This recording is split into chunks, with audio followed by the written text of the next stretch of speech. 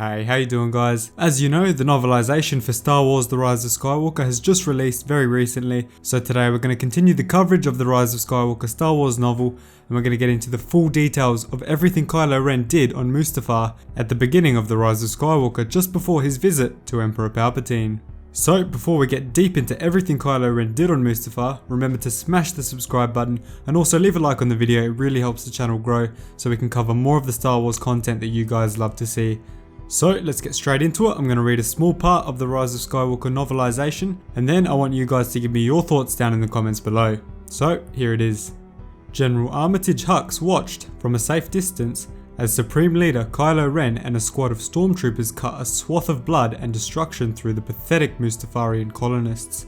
They battled through the gloomy woods of Corvax Fen, one of the few patches on this hellscape of a lava planet that was cool enough to support native growth. If you could call this growth. Barren trees grew out of a noxious marsh and the air was hazy with mist. The barbarian colonists were failing to put up a decent fight. Their archaic halberds and broadswords were no match for the technical superiority of a good blaster, or even, Hux had to admit, a lightsaber. So this little excerpt right here is really interesting. It confirms a lot of big details that we thought may have happened in the Rise of Skywalker movie, but now we have definite confirmation of these things happening. So the first thing is that General Hux was actually with Kylo Ren when he went to Mustafar on his slaughter. He witnessed it happen, and I'm surprised he wanted to be a mole after witnessing that. And we also get confirmation that Mustafar is not really habitable on most of its other locations. We're just thrown into one of the very few habitable locations on the planet, Corvax Fen, where trees are able to grow and along with other native growth. Furthermore, we also get confirmation that these people that Kylo Ren were fighting were not an offshoot of the Knights of Ren or anything like that. They were simply the barbarian colonists on the planet Mustafar, which if you've read the Vader comics you'll know Vader's had quite a few confrontations with them after the building of his castle on the planet. So let's move straight on to the next little excerpt from the novel. Ren was a blunt instrument, a mindless dog, whose current obsession was putting all the First Order's plans behind schedule. The general was half tempted to wade into the fight himself to hurry things along, just so they could leave this awful planet. Or at least he would be half tempted if his skills were not better used elsewhere. Best if Ren did all the dirty work. Hux was too valuable to risk. So right there we get another really interesting point. We see that Kylo Ren's obsession with the Force, very similar to Darth Vader in A New Hope, is really a detriment to the First Order's plans, which are really more focused on military operations and strategic benefit rather than the Force. And we also see that General Hux did want to get involved just to speed things up because it was really taking away from the plans of the First Order. But because he knew he was going to be giving information to the rebels and the resistance, he didn't want to risk his life. He was too valuable, he had too much information that was needed for the rebels to risk his life on one of Kylo Ren's silly obsessions. And the next part goes, "He's almost beautiful to watch," mused Allegiant General Pryde, standing tall beside him. The older man had arrogant blue eyes and a high hairline that seemed immune to perspiration, even in a hell climate like this. So that's a really short part there, but it just confirms that Allegiant General Pryde, who was really cool and I love to see him, he was also on Mustafar with Hux and Kylo Ren. So for those of you who don't know, Allegiant General Pryde did work with Palpatine during the days of the Empire, and he was also part of Palpatine's fallback plan and contingency plan after his death in Return of the Jedi. Allegiant General Pryde continued his question, "Don't you think?" Hux refused to gratify that with a response, because true beauty came from discipline, from order. So it was almost against his will that he found himself mesmerized as Ren met a barbarian's charge head on, cloak flowing, mist swirling around him. The glow of his lightsaber occasionally snagged on his cheek scar, making it appear as though a crack of glowing lava slashed his face. It was like something out of a dream, or maybe a nightmare, as Supreme Leader plunged his fiery crossguard into his attacker's abdomen, lifted him from the ground, and sent him toppling onto his back. Kylo Ren did not spare his fallen foe a single glance, simply rushed forward into the woods seeking his next kill. So again, this little excerpt here shows us the true bloodlust that Kylo Ren was feeling in his quest to get the Sith Wayfinder and to find the location of Palpatine. He was willing to do anything, kill anyone, to achieve his goal.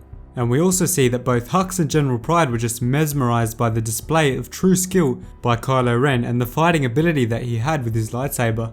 And again, I've just got to mention the absolutely beautiful descriptions that we're getting of these events from the novel. I think it just does a great job really putting into words the true feelings that you feel when you watch the movie. But there was no one left. Corpses littered the ground, barely more than lumps of shadow in the gloom. The air smelled of ozone and scorched vegetation. All was eerily silent as Kylo Ren looked around, catching his breath. Even from a distance, Hux could sense his disappointment that the killing was over, that no outlet for his rage remained. So here, it's once again confirmed that Kylo Ren still had a deep rage within him and that he still wasn't truly on his way to the light side yet. He had to release his anger in some way, and the way that we saw was him brutally destroying the barbarian villages on Mustafar. Next, Kylo Ren gathered himself and strode away into the woods, shoulders set with determination, lightsaber still ablaze.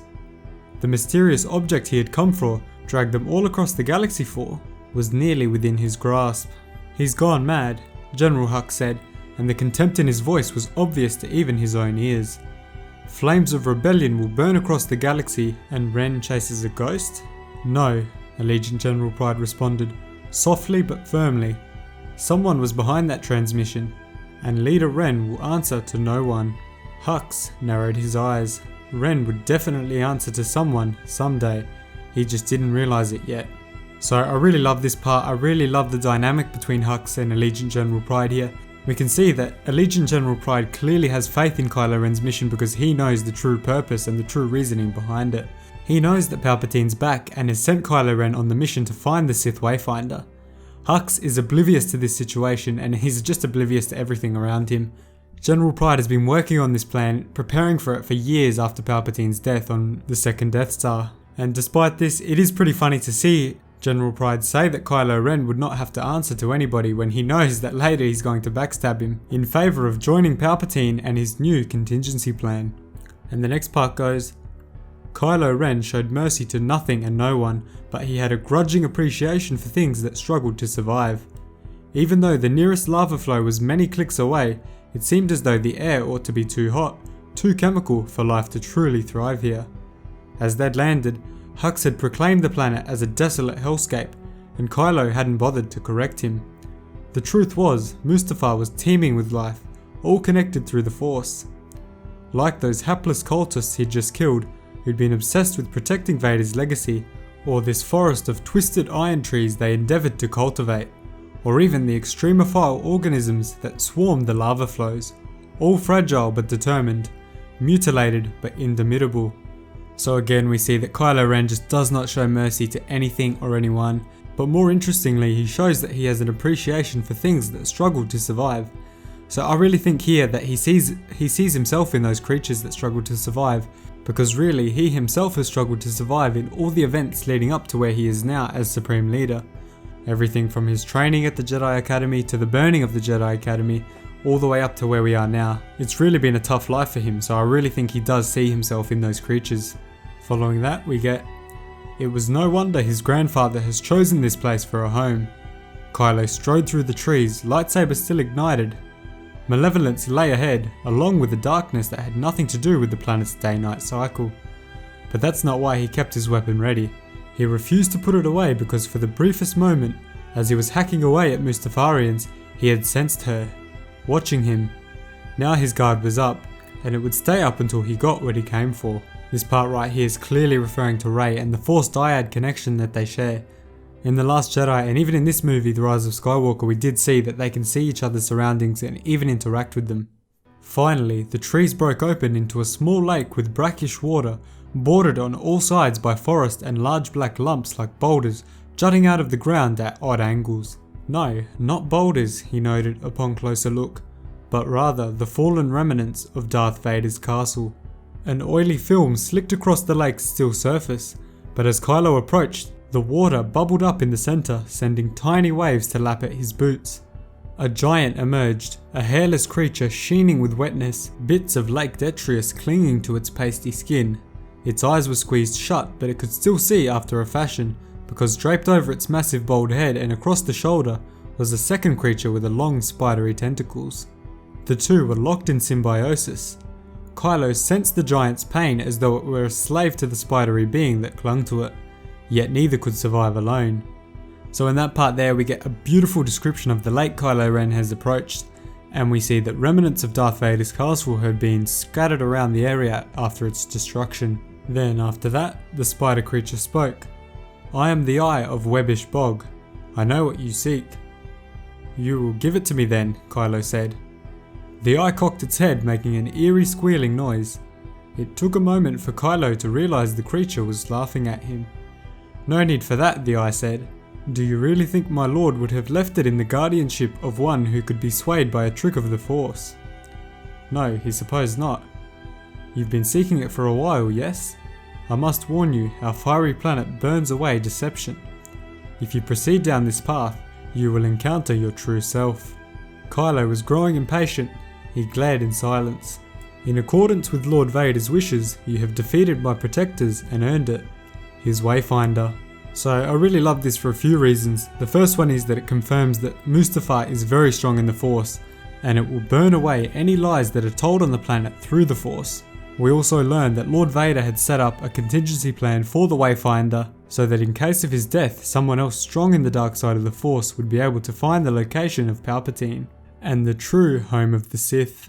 And the next part just details how the being in the lake gives the Wayfinder to Kylo Ren. Kylo turned off his lightsaber and hooked it to his belt. He waded into the shallow lake, soaking his boots and cloak. The water was warm and the ground beneath the water a sludge that sucked at his feet. He ignored it all, reaching for a pyramidal object. It fit satisfyingly in his hand, heavy and hot, and he stared at it for a moment, lost in its red glow. The sides were etched glass framed in deep grey resin. The crimson light within seemed to pulse faintly. Ren had come a long way for this, and yet he hesitated, eyeing the pyramid with distrust. So again there we get a really thorough description of how the Sith Wayfinder really felt and looked within the Force to Kylo Ren. Although he knew this was the only piece of equipment in the galaxy that could take him to his location, he still had a small amount of distrust in it. "It will guide you through the unknown regions," the eye said, "to the hidden world of Exegol." To him. So it's pretty clear right there that he's talking about Palpatine and that this Wayfinder will lead him to Palpatine on Exegol. Kylo looked up and was startled to discover that the Eye of Webbish Bog was gone. Slipped back beneath the surface of a lake so still it was as though nothing lived within it at all. And after that, Kylo Ren wasted no more time. Dried blood made the skin on his face itch, and his boots and cloak were soggy with lake water, but instead of returning to his command ship, the Steadfast, he dismissed everyone back to their regular duties and jumped into his modified TIE Whisper to make the next part of the journey alone. And that of course is the part where he splits off from the main group and goes to Pasaana to track down Rey.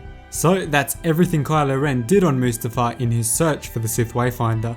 I really hope you enjoyed this video guys, and we'll be covering everything new that comes out of the Rise of Skywalker novel and the Rise of Skywalker Novelisation. So if you want to see more of that, remember to subscribe to the channel, leave a like on the video, and also leave a comment down below telling me what video you'd like to see next. Thanks again for watching. Cheers guys.